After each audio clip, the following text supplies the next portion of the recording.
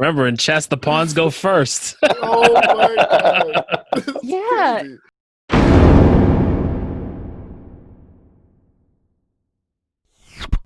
Welcome back to another episode of Nerds and Rounds, guys. It's your host, Sebastian. Boy, law. And your boy, Tone, from across the hall. And tonight we have a great episode for you guys. But first, some announcements. So as we've been saying on our Tuesdays lives, every Tuesday we have been going live at 9 p.m. We've been talking about The Mandalorian. The 22nd would be our season finale on that for 2020. Every Saturday, make sure to check out the Medusa's Cascade D&D podcast that is dropping every Saturday on your favorite podcast app. Go to Anchor, Spotify, or anywhere you listen to a podcast.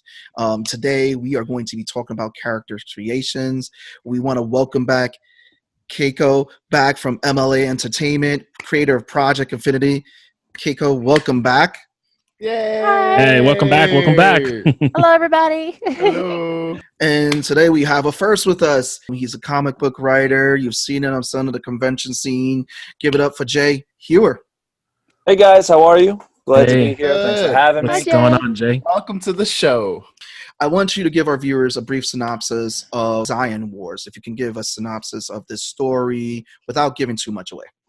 So Zion Wars is a universe uniting event. All the characters, the main characters at Pilot Studios in their universe have kind of been created and written, and I was challenged with uniting them. So the story really takes this ragtag bunch of misfit heroes and puts them together to go on an adventure and save the son of Hitler from Zodiac. So the real question is, who would want to save the son of Hitler? And that's the core to the entire thing. So this guy Zodiac wants to sacrifice Hitler's soul to return the blood of Hitler to the demon from hell. So there's the core of the story for you guys. Awesome. Nice. And Keiko, tell us about Project Infinity, brief synopsis so our fans know without giving too much away. Yeah, okay, I got you. So it takes place in the future, and basically the world became one kingdom called the Kingdom of Earth. But then the bad guys took over, and they're called the Union. And so the story follows a guy named Gunn Lambton, and he wants to get revenge on the leader of the Union because he's responsible for his mother's death. And so he ends up joining a group of rebels, and it's just all about them putting up a fight against the bad guys and trying to restore the Earth to what it was, and Gunn's journey of trying to avenge his mother. So yeah, it's really fun, and we've got an amazing voice cast from all around the world. So there's lots of fun things to see in it. Where do you get the influence for your characters, for that character creation? I know, Jay, you are a writer, so definitely where does that influence come in to put pen to paper in regards to who you want to see lived up? It's funny. I was joking with somebody earlier today. I was having a conversation that it seems like it always revolves around where do these characters come from. And it always starts with the conversation. Like I'm talking with my partner, Ben Ferrari at Pilot Studios, and he would say something like, it would be cool. We're doing this book, Always Punch Nazis. How great would it be to have a Captain America in the Pilot universe? And I would just turn around and be like, well, we can't do that. That's kind of against the law. And we get a good chuckle out of it. But ultimately what ends up happening is that seed is planted. And he knows what he's doing. He knows exactly what he's doing when he makes these suggestions, because then he just sits back and he waits. And from that very seed, all of a sudden this character named Warhawk was created, where it's like, yeah, I can't do Captain America, but I can create this kind of super soldier. And, Warhawk turned out to be a character of Cherokee descent, where I took the notion of the native people of America they lost their land throughout all of history.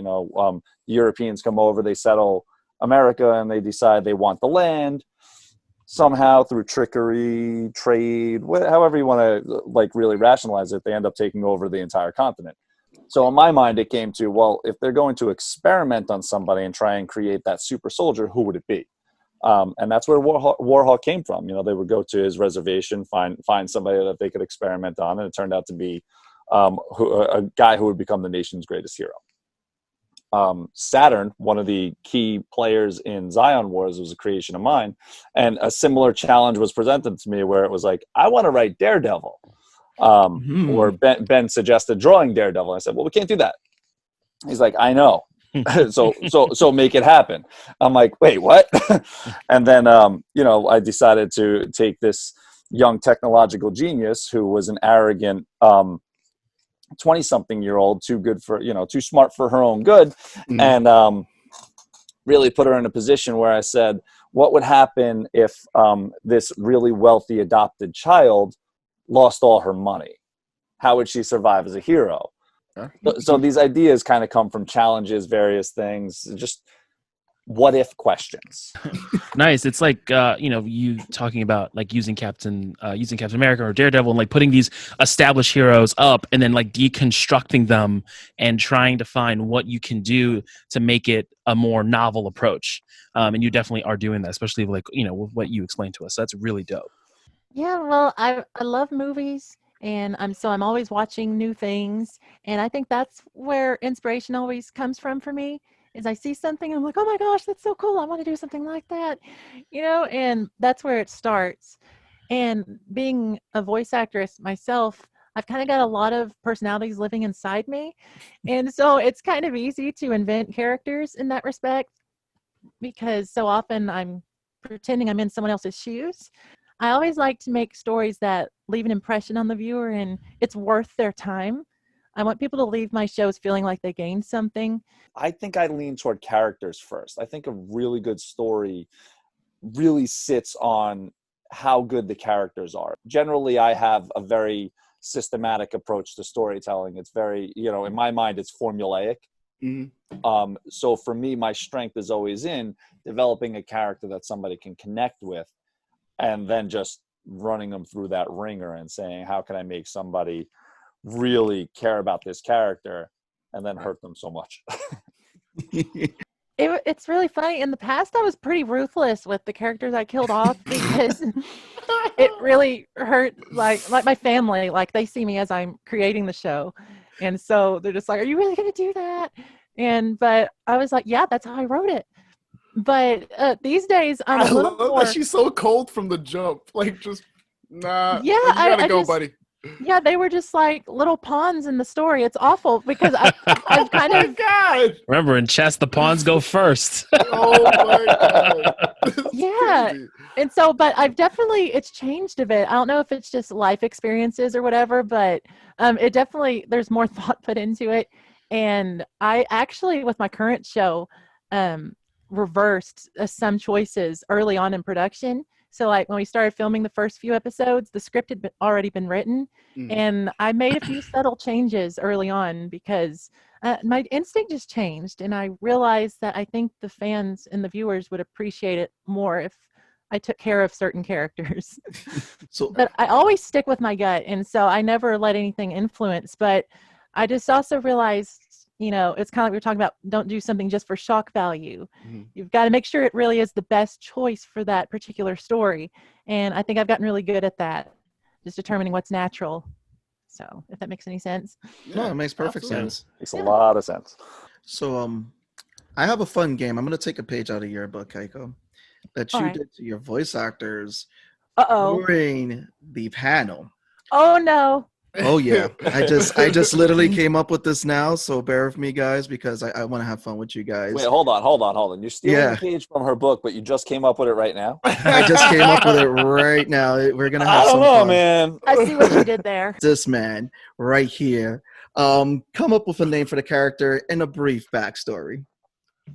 Oh gosh, the backstory comes to me first. Names take me forever, and maybe Jake could help me with the name, but I think he is some sort of product of the government. I think he's some like battle warrior they've created. So I don't think he's completely human, because if you look at his eyes, it's like they're glowing or something. So I think he's like a cyborg or something. So I think maybe once upon a time he was a human, and so there's a little humanity in him. But I think he's designed to destroy. And so he's very dangerous, but there's something deep within. So what could this guy's name be? So I'm gonna let Tone break down who this character is, because first off, shout out to the artist whose name is Yun. The Bulletproof Turtle Man. Oh yeah. Wow. What a great artist. So Tone, break it down who this character is. So this way. All right, so this is my character in our current Dungeons and Dragons campaign. His name is Galahad. He is a Goliath, so just a a humanoid, essentially. He is a paladin, so he follows a divine power. So the blue that Yun used for Liberty is sort of just kind of the divine power within his eyes. He would say he can destroy. He does have that power. I wouldn't say shadow would be the way for his personality, but there is definitely something there within him. But yeah, that is. So I kind of got a little bit close. Yeah. No. But that was dope. That was So dope. you Man, had this notes of was where like he looks like he could just destroy people, and I was like, yeah, that's what he does. Jay. I'm gonna send you the picture of the character you will be doing. All right, so, okay, so, well, she's a she. That's the first thing I'm going with. She's female. If she's not, she is now. So right there, she has heightened senses, right? You can see her ears up, so she's definitely on the prowl, listening with her ears. She's got night vision. She's going to stalk her prey, so I would make her a sniper of sorts, but not a sniper in a sense, more of a ninja who would be a close contact kill. So her weapon of choice would be something along the lines of daggers or knives, or in this case, claws. Looking at her, she's not afraid to just go for the jugular and rip your throat out with her teeth. So she's a vicious assassin who is really into the idea of a close contact kill.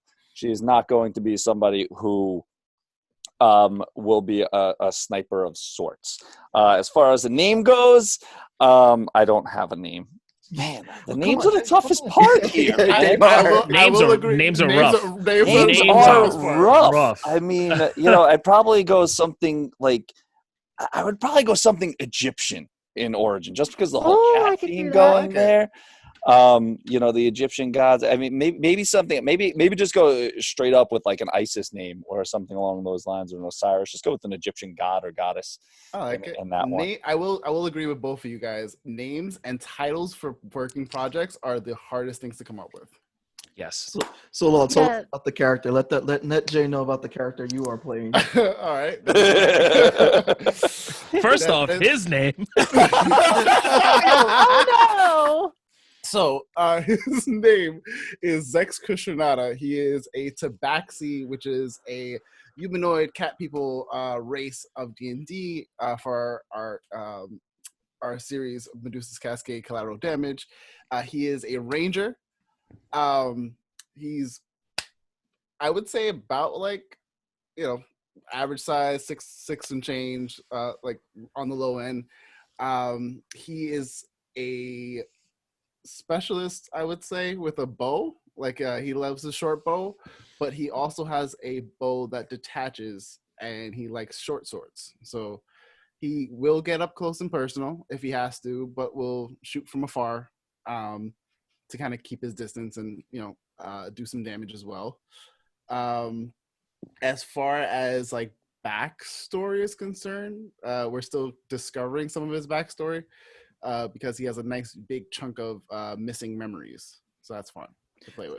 That was a fun game. I blame him again, Keiko, for that. It was so fun. It was so fun. It was so much fun, but it was so hilarious because Jay was like, "I'm doubling down. It's a girl," and I was like, "Okay."